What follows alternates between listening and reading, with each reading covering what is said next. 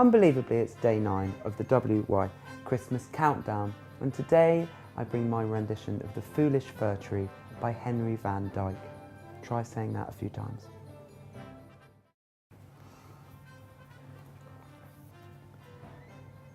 A little fir grew in the midst of the wood, contented and happy, as young trees should.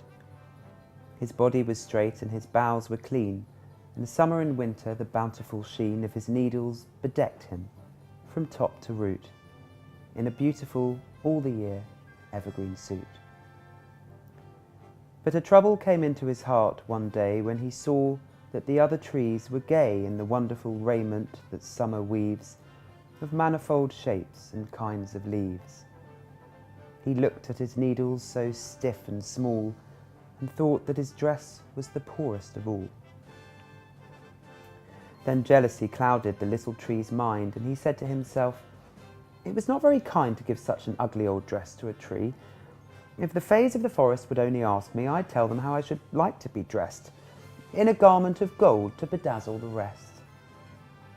So he fell asleep, but his dreams were bad. When he woke in the morning, his heart was glad, for every leaf that his boughs could hold was made of the brightest beaten gold. I tell you, children, the tree was proud. He was something above the common crowd, and he tinkled his leaves as if he would say to a peddler who happened to pass that way, "Just look at me. Don't you think I am fine? Wouldn't you like such a dress as mine?" "Oh, yes," said the man, "and I really guess I must fill my pack with your beautiful dress." So he picked the golden leaves with care and left the little tree shivering there. "Oh, why did I wish for golden leaves?" the fir tree said. "I forgot that thieves would be sure to rob me in passing by. If the fairies would give me another try, I'd wish for something that cost much less and be satisfied with glass for my dress." Then he fell asleep, and just as before, the fairies granted his wish once more. When the night was gone and the sun rose clear, the tree was a crystal chandelier. And it seemed as he stood in the morning light that his branches were covered with jewels bright. "Aha!" said the tree, "this is something great," and he held himself up very proud and straight.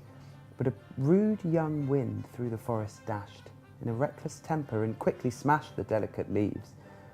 With a clashing sound they broke into pieces and fell on the ground. Like a silvery, shimmering shower of hail, the tree stood naked and bare to the gale.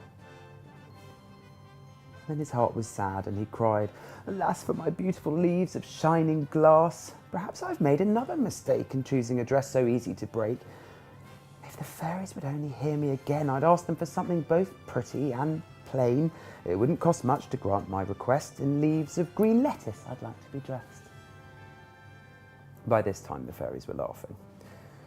I know, but they gave him his wish in a second, and so with the leaves of green lettuce, all tender and sweet, the tree was arrayed from his head to his feet. "I knew it," he cried. "I was sure I could find the sort of suit that would be to my mind.